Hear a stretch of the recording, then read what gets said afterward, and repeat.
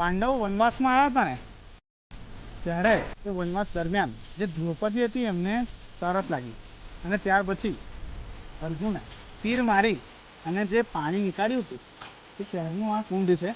જે કુંડ છે ને એની અંદર ત્યારે પાણી ખૂટતું જ નથી.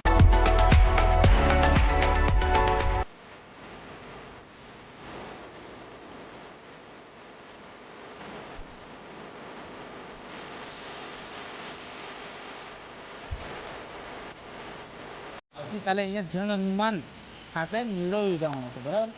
એમાં હજારોની સંખ્યામાં ભક્તો આવશે.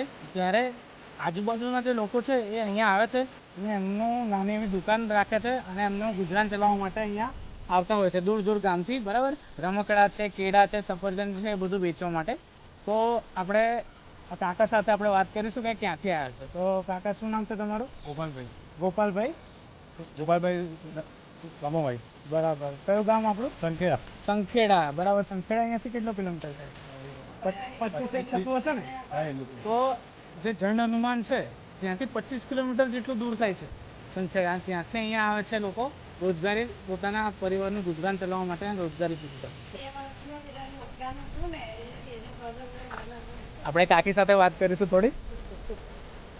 બોલો બોલો કાકી. એટલે આ 2 વર્ષ થયા ને, હા હા, એટલે મેરા બંધ હતા, બરાબર. લોકડાઉન હતું. એટલે આ વર્ષે ચાલુ થયા મેરા, એટલે આવીએ છીએ. એટલે આપણે અહીંયા એટલી બધી પબ્લિકો એવી પણ હોય છે કે જ્યાં પોતાના ઘરનું ગુજરાન એ મેળાઓમાં જઈને દુકાન નાની નાની ખોલીને ચલાવતા હોય છે. તો એમાં એવું છે કે છેલ્લા 2 વર્ષથી જે કોરોના કાળ ચાલતો હતો એના લીધે લોકોના જે ધંધા હતા અને રોજગારી હતી એ બંધ થઈ ગયા હતા. તો છેલ્લા 2 વર્ષથી આપણે અહીંયા આવ્યા નતા એમ. 2 વર્ષ. એટલે છેલ્લા 2 વર્ષથી અહીંયા મેળો પણ નહોતો ભરાયો. જે શ્રાવણ માસ હોય છે એના છેલ્લા શનિવારે અહીંયા દર વર્ષે મેળો ભરાય છે, પણ છેલ્લા 2 વર્ષથી કોરોનાના લીધે અહીંયા મેળો નહોતો ભરાયો.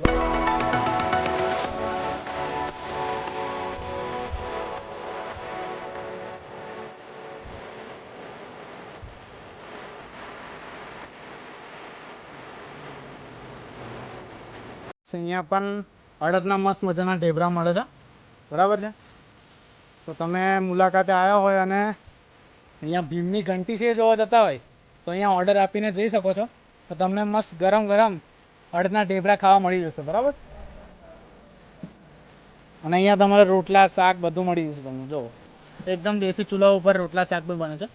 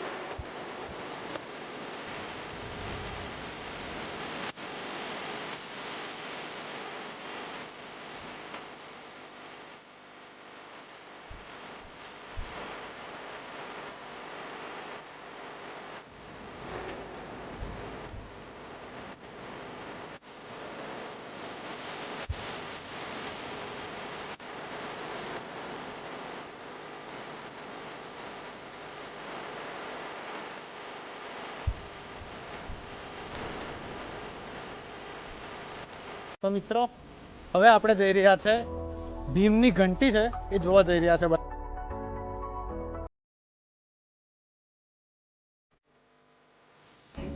હવે આપણે આવી ગયા છે જે ભીમની ઘંટી છે ત્યાંની નજીક જ છે આપણે, બહુ દૂર નથી અંતર એનું.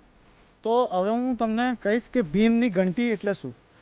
તો જ્યારે પાંડવો અહીંયા આવ્યા હતા વનવાસ માટે ત્યારે એ લોકો અનાજ દળવા માટે એ ઘંટીનો ઉપયોગ કરતા હતા, બરાબર. તો એ ઘંટી એ સમયની ઘંટી આજે પણ છે, પણ એ ઘંટી છે વિશાળકાય ઘંટી છે જેને તમે હલાવી પણ ના શકો, બરાબર.